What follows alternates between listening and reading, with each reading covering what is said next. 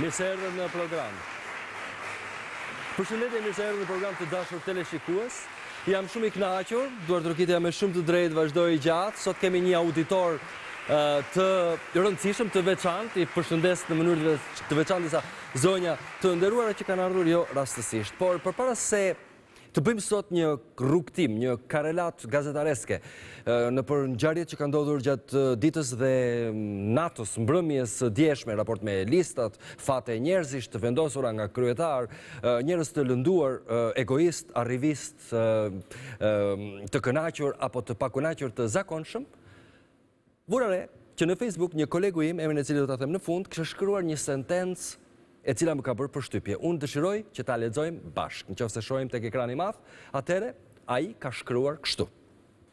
90% e deputetëve i cakton kryetari i PD-s dhe kryetari i PS-s, populli do të zgjedh 10% të njerëzve në 23 qershor.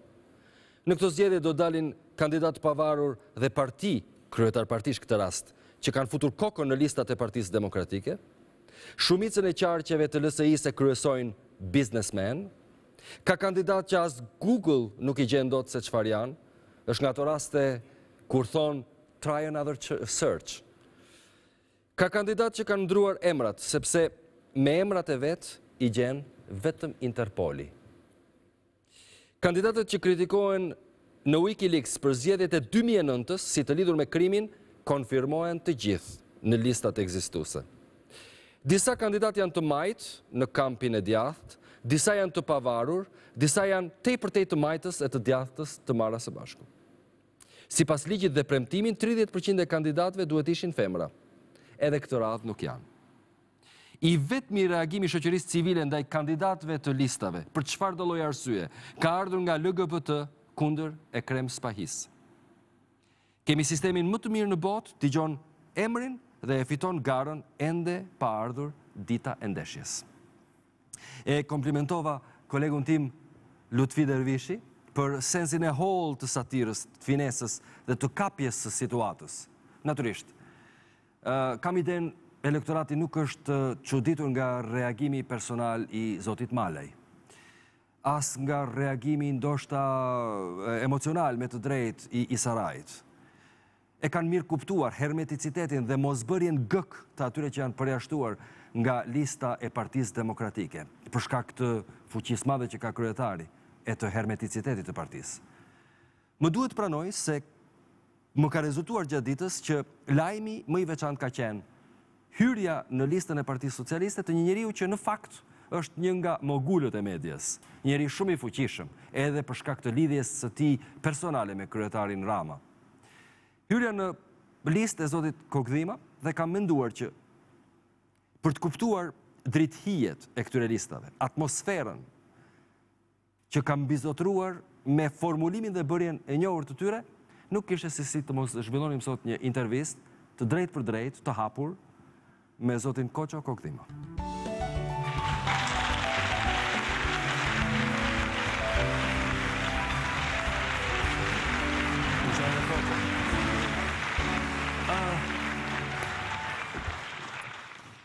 Një njeri i zakonshëm. Përshëndetje.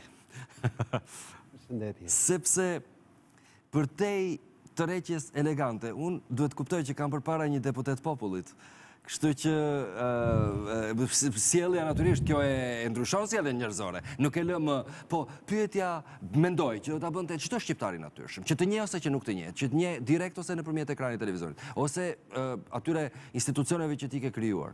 Është pse ose pse tani? Së pari, dëshiroj që t'ju bëj një kompliment, si që thatë juve, edhe në përputhje me ligjin se si është tani, për zgjedhjet e deputetëve, disa deputet gati shpallen si të tillë që në emërimin në listë dhe me sa duket edhe unë jam një ndër ta, kështu që mund të them se intervista ime sot është intervista e parë si deputet i popullit. Dhe pranova ftesën tuaj i vetëdijshëm për këtë fakt dhe në shenjë të respektit dhe vlerësimit të posaçëm që unë kam për karakterin dhe personalitetin tuaj, prandaj dhe jam në dispozicionin tuaj lumturisht për t'ju përgjigjur hapur të gjitha pyetjeve. Pse tani nuk ka ndonjë shkak special. Ma mirë do ishte si tani për mua për të thënë ndonjë gjë. Në mënyrë të sinqert, dua t'ju them se nuk e kam ditur para disa kohësh, për shembull, para 2 muajsh ose 3 muajsh, nuk e dija që mund ta bëja këtë hap.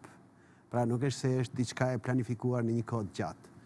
Por përpara disa javëve, të them, më ftoi kryetari i opozitës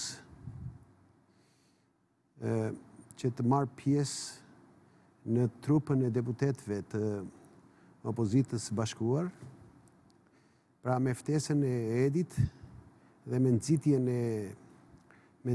e liderit tjetër të opozitës, të mikut tim, zotit Meta, e pranova ta bëj këtë hap dhe të përfshihem në trupën parlamentare të opozitës bashkuar. Ju përmendët nxitjen e zotit Meta. Duke pasur parasysh që ju jeni një njeri me njohje edhe në këto qarqe, sidomos në këto qarqe, keni ju ndonjë rol, në ndonjë mënyrë në këtë afrimin tani më të njohur dhe shumë të diskutuar midis PS e LSI-s? Unë kam një qëndrim konstant, dhe nuk jam i vetmi. Janë shumë kolegë dhe persona që janë afër smajtës, që kanë një qëndrim të qartë për këtë çështje. Prirja ime është për të parë gjërat që na bashkojnë në çdo familje dhe në familjen politike. Edhe në një mjedis të ngushtë, edhe në një marrëdhënie mes shokësh, të shikojmë gjërat që na lidhin, që na ofrojnë, që na bashkojnë. Nëse do të fokusohemi për gjërat që na ndajnë, sigurisht që do të jemi komplet pa aftë për të bërë vepra në këtë botë. Dhe opozita dhe majta toleroi 8 vite një qeverisje tjetër në Shqipëri, vetëm për shkak të përçarjes së të majtës. Dhe vepra më mirë që garanton rotacionin politik në Shqipëri është bashkimi që realizuan 2 liderët e majtë, Edi Rama dhe Ilir Meta. Nëse disa njerëz mendojnë të gjejnë persona me rol të veçantë në këtë bashkim dhe në këtë vendim, unë mendoj se gabohen. Janë këto 2 liderë që janë bashkuar dhe nuk është bashkuar në një gjë tjetër. Janë 2 partytë e tyre që ata udhëheqin që janë bashkuar dhe kjo ka ndodhur për shkak të vullnetit dhe të maturisë dhe pjekurisë tyre. Akti që ata bën për bashkimin e smajtës e kalon, si me thënë, maturimin e moshës tyre. Ata janë të rinj dhe kanë kryer një vepër të denjë për politikanë 70 vjeçare sipër. Kanë bërë një bashkim duke i shokuar të gjithë ato njerëz që ndjekin politikën dhe as nuk mund ta prisnin dhe vlerësonin. Kur thoni u shokuar, shokuar, skandalizuar? Jo, në kuptimin e surprizës, kanë surprizuar. Kanë kapur të papërgatitur. I kanë shastisur më saktë, ata parashikuesit që kjo s'do të ndodhi, por ata e bërën këtë... Unë mendova se mos ju kishit bërë në një kështu inuendo interesante për të sjellë në një mesazh tek të dy, sepse ndoshta edhe intuita popullore e fantazia popullore. Gjithmonë e bëj këtë në çdo rast konflikti në radhët e të majtës shqiptare. Gjithmonë. Përpiqem që të ndihmoj faktin se bashkëpunimi, por kjo shpjegoj edhe një herë, nuk është diçka, nuk do të thotë ndonjë rol të caktuar në këtë marrëveshje historike, e cila është vepër e vetë këtyre 2 liderëve të opozitës shqiptare. S'ka asnjë dyshim që Koço ti je i majt. Dhe njëkohësisht unë që kam qenë në universitet me ty, ke qenë disa vite më lart, e di që ke qenë natyrë e angazhuar, natyrë që, si më thënë, ke dashur t'i organizosh njerëzit, ke patur një qasje direkte, të gjitha janë të qarta. Problemi është që edhe mua nuk më duan të gjitha, kam vëre, edhe jam i detyruar ta pranoj, padyshim se të duan as ty, të gjithë.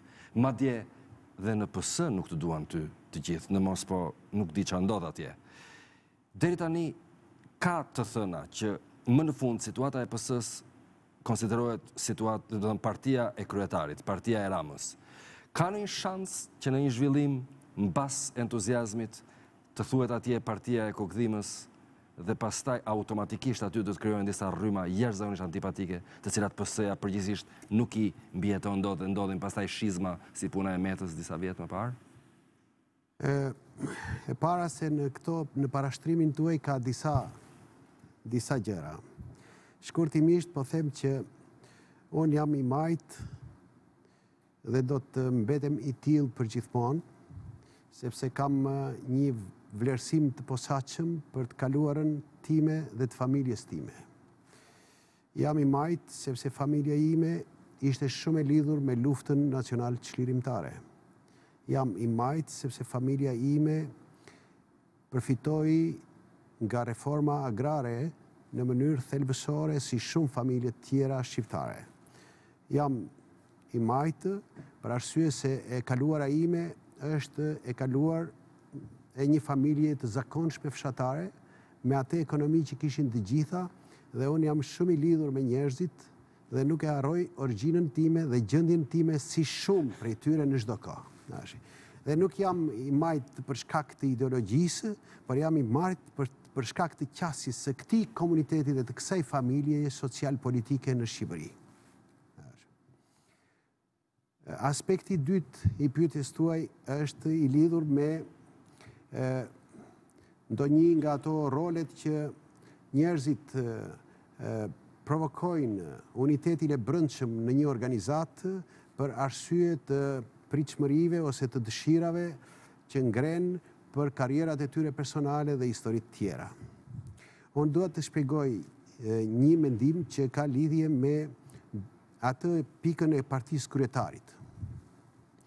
Është një augur i mirë që një parti politike të ketë disiplinë politike dhe disiplinë organizative. Partia Socialiste e Shqipërisë u raskapit nga luftrat e brendshme dhe sjelljet e papërgjegjshme që u mbollën në atë parti nga vizioni i shturur drejtues i liderit të mparshëm.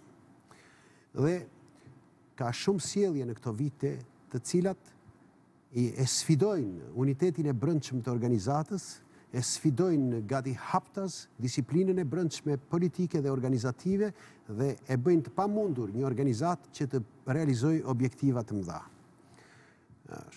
Unë kur në vizionin tim nuk i shërbej gjërave të tilla. E para kjo. E dyta, jam besnik i njerëzve dhe politikave që shkojnë në përputhje me objektivat e shpallura, në përputhje me objektivat me interesat kombëtare dhe interesat popullore. Dhe nuk e kërkoj rrugën dhe afirmimin tim duke bërë kulisa apo duke kamufluar metoda përçarse e tjera për të përfituar. S'jam asnjëri i këtij botkuptimi dhe as i kësaj kulture. Jam i një kulture komplet tjetër. Unë jam i kulturës që them kështu: një njeri duhet të shërbej. Kjo botë ka vend për ata që din të shërbejnë. Nëse di të shërbesh, e ardhmja është e njerëzve që shërbejnë. Jepni ju të drejtë zotit Malaj, i cili dje i përjashtuar nga lista tha nuk mund të më ndaloj dikush që unë t'i shërbej popullit dhe elektoratit tim, unë do të jem një deputet i pavarur, sepse dua të punoj. Ai dëshiron të shërbej, pse nuk i pranohen shërbimet? E dëgjova Arbenin dje, edhe ishte në një intervistë shumë i ngarkuar emocionalisht, sigurisht që çdo person që ka një frakturë në karrierë është e natyrshme që t'i lejohen emocionet. Por sot unë kam bërë njëkohësisht atë fjalën e parë ose prononcimin e parë brenda institucioneve të Partisë Socialiste, kam bërë diskutimin e parë politik dhe diskutimin e parë e kam bërë për Arben Malajin, duke shpjeguar mendimin tim se ai akoma vazhdon të jetë një nga ne. Akoma ai është një kolegi joni, një bashkëpunëtor joni për mendimin tim. Se si do vej e nesërmja, kjo varet nga zgjedhja e tij dhe nga forca e tij për të bërë pikërisht atë zgjedhje që do të ishte e duhura. Është naive të thuash që unë do të sfidoj opozitën e bashkuar për interes të popullit. Kjo edhe për interes të opozitës, të frontit opozitar dhe të popullit opozit. Është një gjë naive dhe e pavërtet. Kjo unë dua që të jetë një deklaratë thjesht inatçore, sepse të gjithë jemi një çik inatçor ne. Apo jo, kemi shumë inat brenda vetes që të gjithë e kemi për rac me sa duket këtë gjë.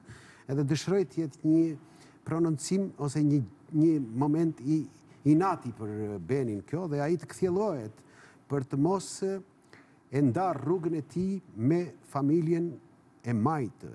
Ajo familja e Majtë ka investuar kapitalin politik tek zoti Malaj. Ai ka qenë ministër edhe funksionar i lartë në Partinë Socialiste dhe në qeverit e Partisë Socialiste dhe i ka borxh popullit të opozitës besnikërinë politike.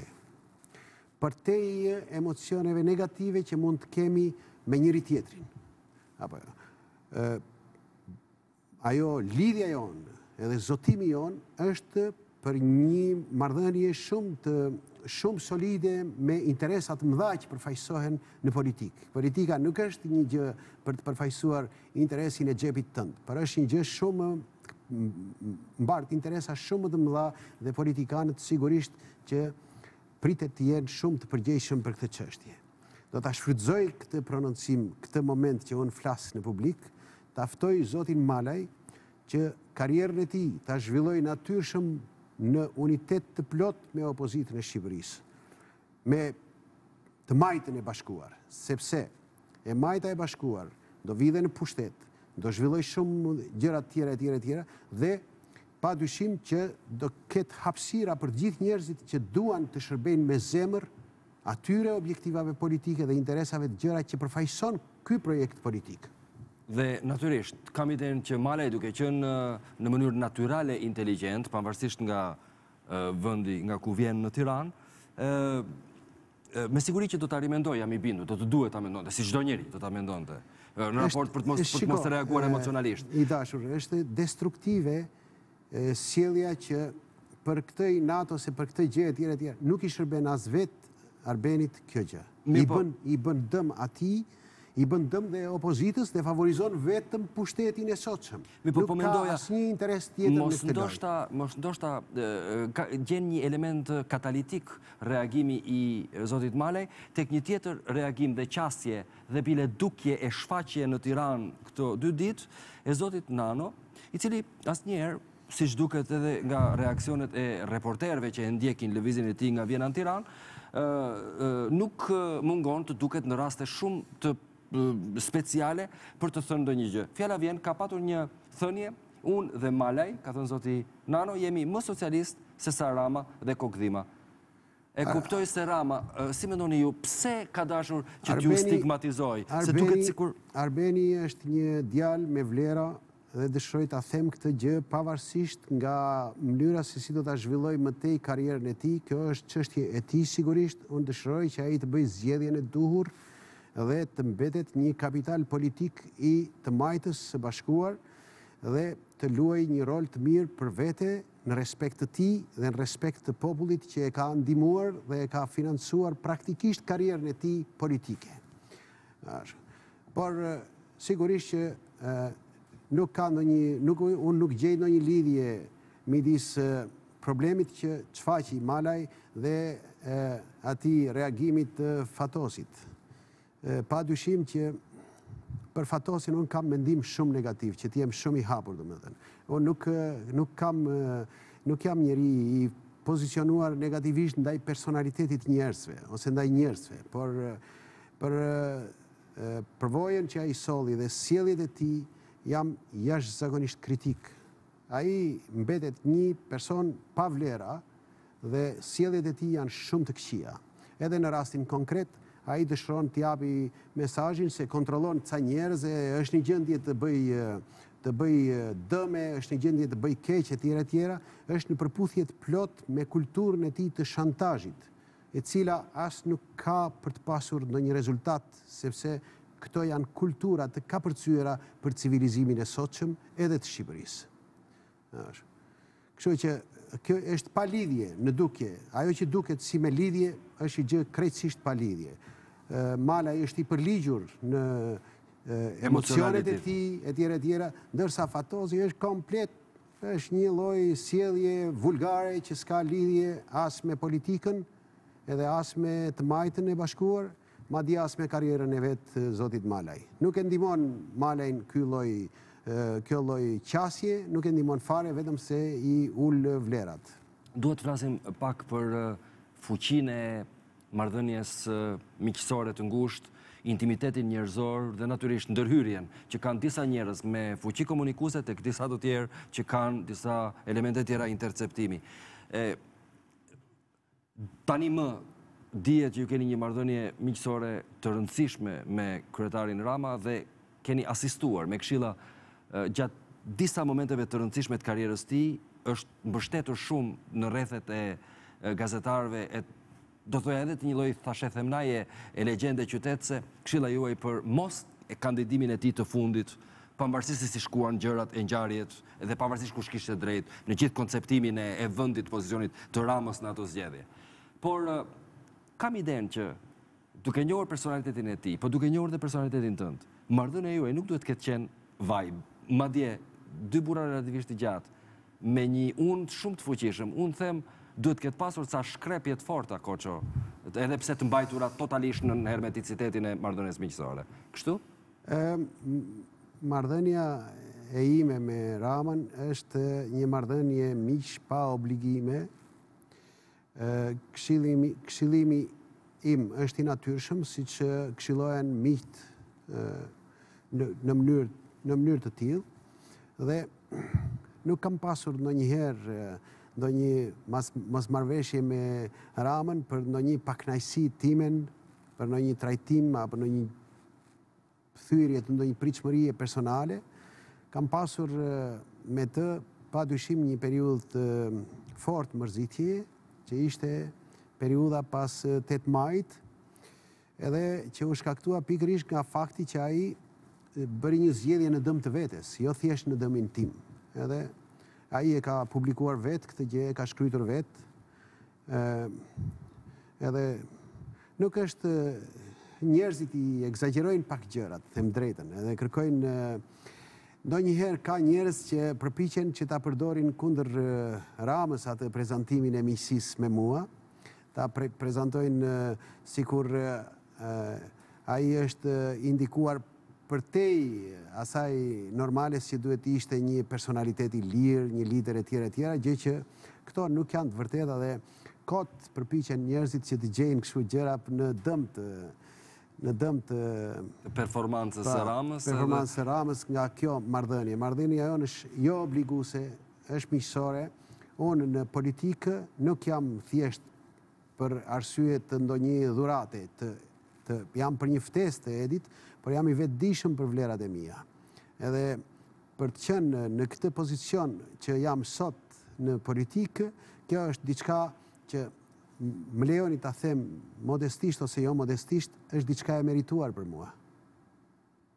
Okej, në Partinë Socialiste pati shumë reagime. Ju ishit në mbledhjen e famshme kur u diskutuan mandatet dhe kur u fol në kryesi, si më thon kur pati edhe pak tone të forta?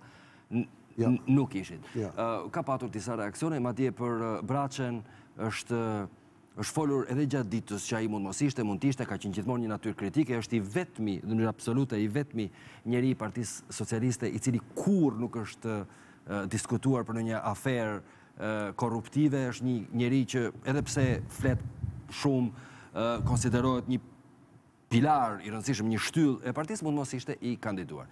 Jam kurioz, pse i sugjeruat ju atij që në Facebook ai të zbatonte një kod hashtag-je? Nuk dimë ç'kishit dashur të thonit. Unë nuk e di këtë gjë, se nga e keni marrë vesh ju, ose se Nëse kjo ka ndodhur gjithmonë. Kështu, kjo gjë nuk e di fare, unë do t'ju them vetëm. A ja u kanë përmendur gjatë ditës?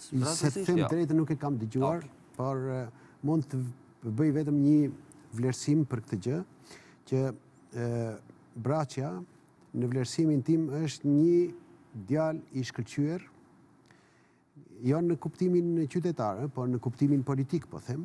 Është një opozitar shumë i mirë, një djalë konsekuent në pikpamjen politike, në pikpamjen e qëndrimeve dhe programeve politike të opozitës. Asnjëherë, me sa di unë, asnjëherë nga askush nuk është vënë në dyshim çështja e përfshirjes së Erion Braçës në listat e sigurta të deputetëve. Asnjëherë dhe nga asnjë personalitet i rëndësishëm i opozitës, unë nuk di të jetë diskutuar kjo çështje. Po jam në dijeni që ka pas diskutime për ato qarqet, o në këtë qark, o në atë qark, e tjera, dhe këtë nuk e di nga tjerë, po e di nga vetë Braçja. Këtë gjë, sepse unë komunikoj miqësisht me të, pa ndonjë arsye tjetër. Brenda Partisë Socialiste, përveç Ramës dhe Braçës, në mënyrë miqësore dhe pas një gjë tjetër, me cilin njeri komunikoni ju? Nga garda e vjetër ose dhe nga të rinjt? Unë nuk kam komunikime, them drejtën, nuk kam komunikime. Njoh socialist në periferi, njoh në përbashki, e tjera, ma nuk kam qenë shumë i lidhur me personat konkret që ushtrojnë politikën e majtë. Ju keni krijuar një perandori mediatike, televizion, gazeta, radio, e tjera, të cilat në këtë sekond që flasim, jo domosdoshmërisht qëndrojnë në pozicionin e momentit të krijimit. E justifikoni ju me faktin që PS-ja ka qenë 8 vjet në pushtet, si me thënë, ka patur një lloj tendence qeveritare për ta goditur kokëdhimën, pse do kishte qenë kështu? Flisni për këto 8 vite tani. Duhet të jetë e qartë, më thënë, që qeverisja e sotshme bëri de facto lustracionin në ekonomi dhe në media. Ajo në mënyrë programore dhe të planifikuar, të organizuar, bëri dëme të mëdha në interesat ekonomike të financuesve të medjave, por kjo është çështje e tyre. Unë nuk e kam zgjedhur asnjëherë as rolin e viktimës, as personin që dëshiron të ankohet, e tjera. Ashtu e menduan ata, mirë kanë bërë që e bën atë. Është komplet çështje e tyre. Për mua, unë jam indiferent për këtë gjë, kam qenë i tillë dhe jam i tillë. Pyetja e fundit, sepse ka ikur koha çuditërisht shumë, edhe shpejt njëkohësisht. Natyrisht, ju tani bëni pjesë në një parti të rëndësishme politike në vend, e cila synon të marrë pushtetin. Çfarë mendimi keni ju për kundërshtarin tuaj politik, kryeministrin zotin Berisha? Aktualisht në këtë sekond, çfarë vlerësimi keni ju? Dua që në njërin aspekt dëshiroj të them këtë gjë, që edhe jam shumë i kthjellët për këtë gjë, që zoti Berisha si personalitet dhe si qytetar do ketë vazhdimisht respektin tim, vazhdimisht. Tjetër se çfarë mendoj unë për politikat e tij e tjera. Unë kam mendimin tim, kam vlerësimet e mia shumë kritike për shumë gjëra, por kur nuk do të shikoni tek unë një njeri që hedh baltën dhe mbi personalitetet e vendit, mbi personalitetet politik të çdo lloj krahu qofshin ata. Ndërsa përsa i përket betejës elektorale, dëshiroj ta them pikpamjen time që nuk ka asnjë shans që të shmangi rotacionin e pushtetit. Asnjë mënyrë. Rotacioni i pushtetit është i sigurt dhe populli do ta realizojë dhe do ta jetojë këtë emocion në 23 qershor. Ju falenderoj me gjithë zemër që ishit. Mbas një dite të fuqishme dje për të gjithë spektrin politik, listat kanë angazhuar emocionalisht njerëzit, një pjesë sot në mëngjes janë quar në vendet sigurta, siç e thatë edhe ju deputet të popullit tani më, që erdhët në A, është kënaqësi për mua. Ju uroj shumë mbarësi e sukses. Faleminderit shumë. Ne do të takojmë mbas shumë pak minuta. Vjen një kolege e cila ka bërë një shkrim të mrekullueshëm ato që u rrëdzuan në salë. Do të flasim për të dhe për shumë qka tjetër të medias, është Desada Meta, i kolege, mos u largoni nga ne, pastaj vjen Kastrot Myftara, i që flet për librin dhe për personalitetet që ai i qëmton me kujdes e nga këndvështrimet veçanta mas pak, mos u largoni.